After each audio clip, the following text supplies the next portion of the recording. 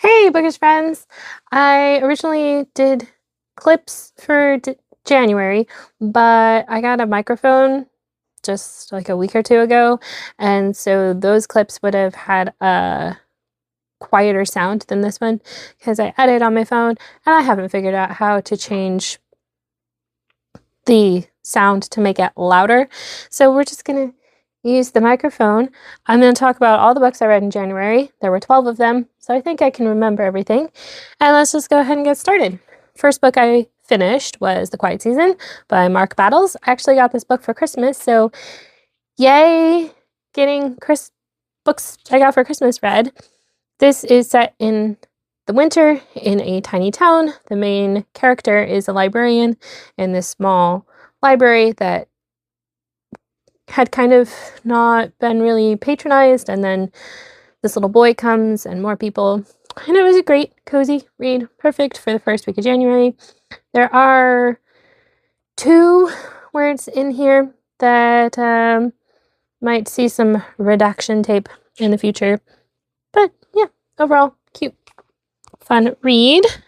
And then I have an ebook I finished, which was Beneath a Rare Blue Moon by Joni Alexander. I had won this book in a giveaway, an ebook copy of it. And we have a Whoops officer in World War II. So she patrols around this dam that is important for manufacturing. And the book's only about 100 pages long. Not much I can say without giving any spoilers, but I did give it 5 stars. I just wish it would have been longer. I wanted more time with our characters. Okay, for reals this time. The next one I finished was The Enchanted Wood by Enid Blyton. This is the first book in the Something to Do with Faraway Tree series. And I chose this also for the Read Your Bookshelf challenge, which was that it had an article in the title. It has the super simple, easy prompt to just knock off. I do this for something else. Let me look at my cheat sheet. Oh, ugly cover. Yeah, not really a fan of this cover here.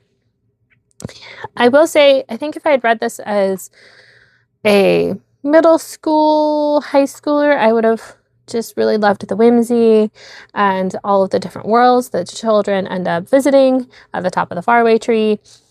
But as a mom, I'm like, these kids sure are going off places they're not supposed to and sneaking out at night, and you keep saying you don't want to go to the top of the faraway tree because you don't want to get stuck in this land, and yet you keep doing it. So that knocked it down for me. I don't know whether I would have given it 3 or 4 stars. Oh, I just remembered. I had checked out an ebook version of this from my library to read as I sit with my youngest as she falls asleep. And this version has 4 more chapters in the middle than the other one does. And the illustrations were completely different. And the names, in this one, it's Joe, Beth, and Franny with an IE on the end. And in the ebook version, it's Joe, J-O, so they just changed the spelling. Instead of Beth, it's Bess, and no, it's Bessie even. And instead of Franny with an I-E, it's Fanny with no R and a Y. So it was a little difficult. I will say I liked the illustrations in the ebook version better than these. Let me see if I can find one. These just don't look as good. Let's see. Yeah. So I give this one like a 3 or 4 stars. Where can I set these? And I did read My Dear Hemlock by Tilly Dillahay. I originally borrowed my friend's copy.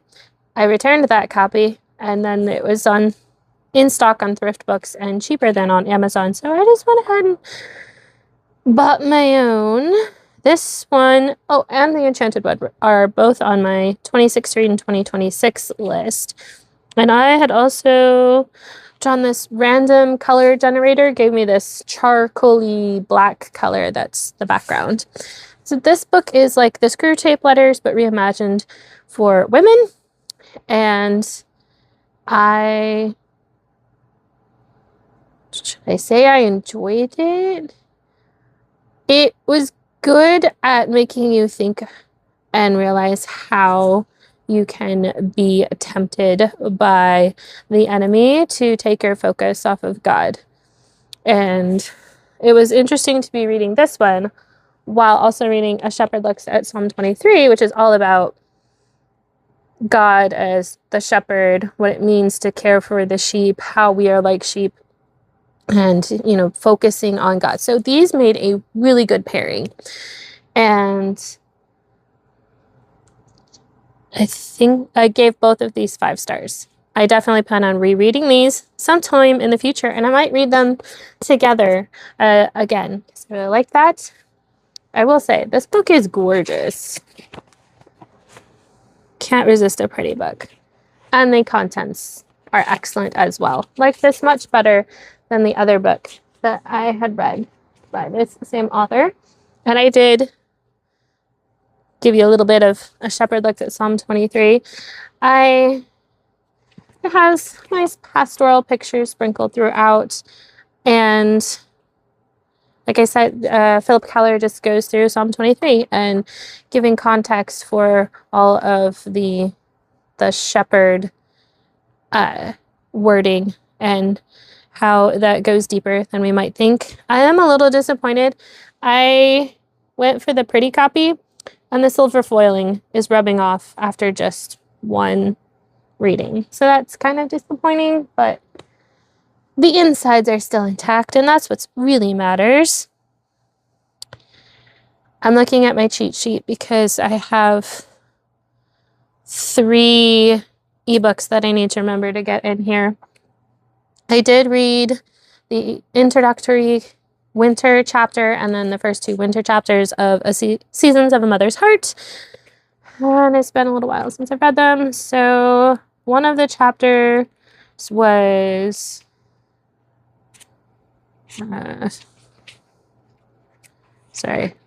chapter 11 was talking about the importance of, again, God being a light in the darkness, how sometimes we can kind of get into a rut and have some dark times where it's like, what I'm doing as a mom and homeschooling my children, does it really matter? And yes, it does. And the importance of prayer. That's chapter 11. What was chapter 10 about? Oh, chapter 10 focused on prayer and praying for your family and how your children also need to witness you praying. This is going to go back on my stack for me to read the last chapter in February. Another book I did finish was The Immortal Abyss by Catherine Briggs. This was the second book in the Threshold duology. Not much I can say without giving away spoilers for the first book. I will say it was a little bit of an adjustment because this one and the previous one are both written in first person, but not the same character's perspective. We have Tol, T-O-L, is our main character in this book. And I liked how she tied all of the events from the first book to this one. And I'm glad I've read both books now. The first book is The Eternity Gate. And this is an Enclave book, and I think the Christian themes showed more in this one than some other books. I read this for the Jurassic reading challenge. For February, it was favorite was the prompt, and fantasy is one of my favorite genres. Enclave is one of my favorite publishers, and blue is my favorite color, and it is all over the covers. So that worked out really well. I think I gave that one either 4 or 4.5 stars. Okay. I did squeeze in an Agatha Christie, another book on my 26 to read in 2026 list. So, yay, good me. Getting a lot of them knocked off early. This one Poirot is on vacation with Hastings, and they run into Miss Buckley and find out she's had a series of accidents, or are they accidents? Poirot is intrigued, and he takes it upon himself to protect this woman and find out what is going on. I will say I did watch a spoilery vlog on this book a couple of years ago, and so I already knew who done it, and it was interesting to try to pick up on some of the clues while reading it. So I already knew who done it, but it's still, the reveal still felt kind of twisty in the end. And I read the third book in the Chronicles of Prydain, The Castle of Lear. This book has the same characters as the first two books, obviously. Tauren and Princess Elanwy end up going to Isle of Mona. So Princess Elanwy can train to be a proper princess, but as always happens in fantasy books, things do not always go as planned. I will say I do appreciate that Lloyd Alexander has a pronunciation guide in the back, because all of the names are Welsh, and I would not know how to pronounce them otherwise. I really enjoyed this, read it in a couple days. Fewer than 200 pages, was just the right book for me to read at that time. I did borrow this one from my library, so need to get back to borrowing things from my library and not just buying them to make me read them.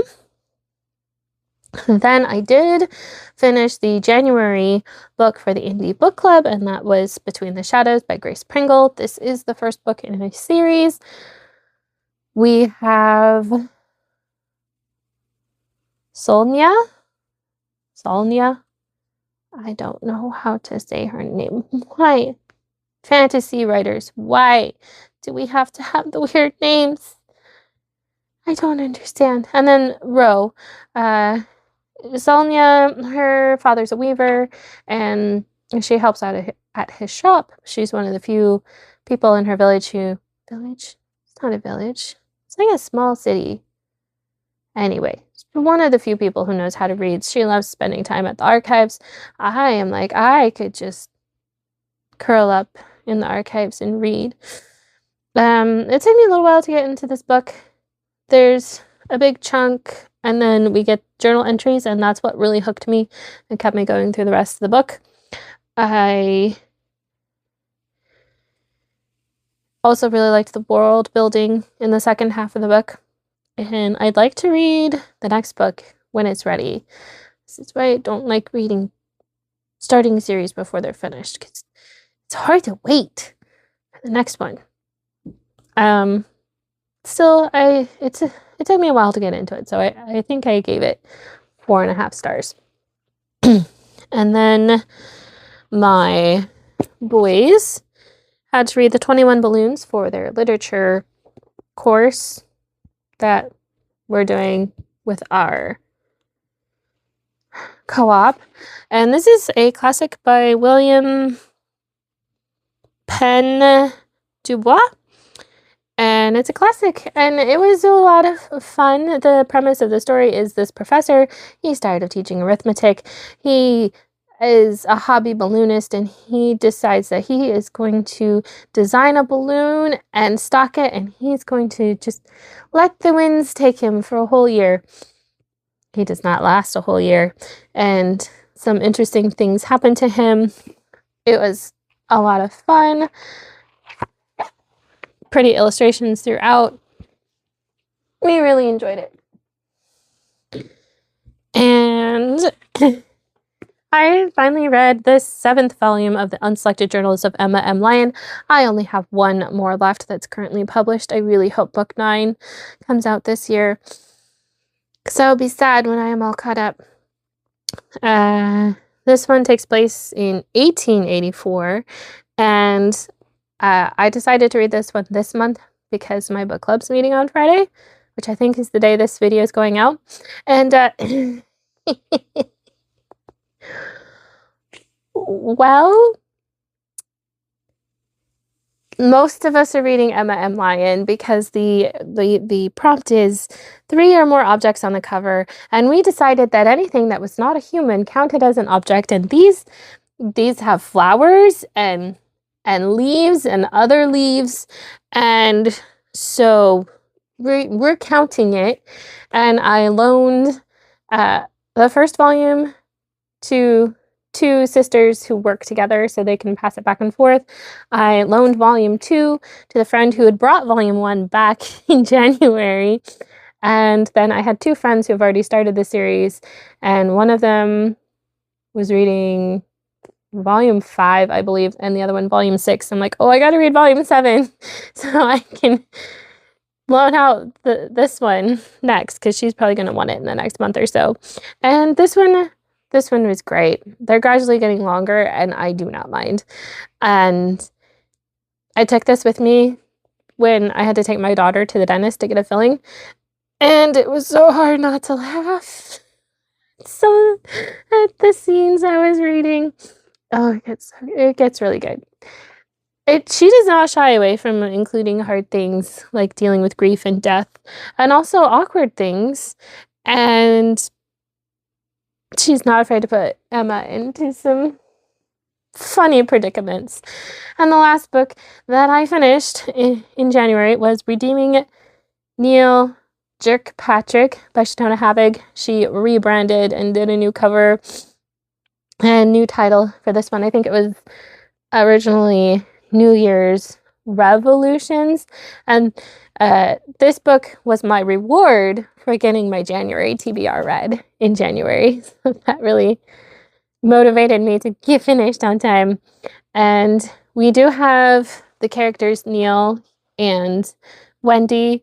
She has Christmas stockings, which focuses on Wendy, and then Redeeming Neal Kirkpatrick has the first part of it is that book from his perspective, plus, some more things to round out his character. And then once we get past the events from that book, it goes back and forth between Neal and Wendy a little bit. Neal is the town grump, and he overhears one of his neighbors saying that he needs therapy. And at first he's like, eh. And then he's on a plane and he's thinking about it, and his seatmate is like, tell you're thinking about something. And she's like, well, why not try therapy? Like, I did it when my husband died, and I gave it a few sessions to really give it a go. And so he decides, okay, I can do a few sessions. And I really like the interactions between him and his therapist. And it was a great book. And it was a bit of a longer one for Chautona's books, and I enjoyed every page. And those are the books that I read in January. I'm going to just go through real quick my journal. I said I read The Enchanted Wood for the Read Your Bookshelf Challenge, contains an article in the title, and The Immortal Abyss for Jurassic Reading Challenge, T-Rex, a favorite. And not sure if I'm going to count any of the series that I started, but I did continue at least 2 series. And technically Redeeming Neal Kirkpatrick is part of the Rockland Chronicles, but I don't really count that as a series because a lot of Chautona's books are set there. I gave 4. I might give Redeeming Neal Kirkpatrick 5 stars. So 4 or 5 books I gave 5 stars in January. I did end up choosing A Shepherd Looks at Psalm 23 as my favorite book for January. I've read 4 books off of my 26 books to read in 2026 list. A Shepherd Looks at Psalm 23, My Dear Hemlock, Pearl House, and The Enchanted Wood. And I'm currently reading another one, so I am on track to finish. And I tried at least 3 new to me authors this month because 21 Balloons would be a new author. Johnny Alexander would be a new author. Enid Blyton is a new author. Did I say Philip Keller? It would also be a new author. So I got that goal done. I read 7 books I own. technically I bought one that I read, so I own it, but I read my friend's copy. I read one physical book from my library. I read 3 books from my Kindle backlog.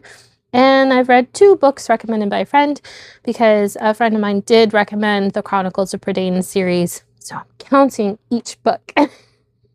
And my friend that I borrowed my Dear Hemlock from is the one who read it, recommended it.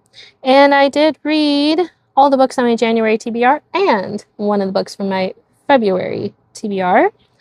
So yes, overall a good reading month, I think. So let me know your favorite book of the month. Ooh, sure. Gonna move the little one to the top.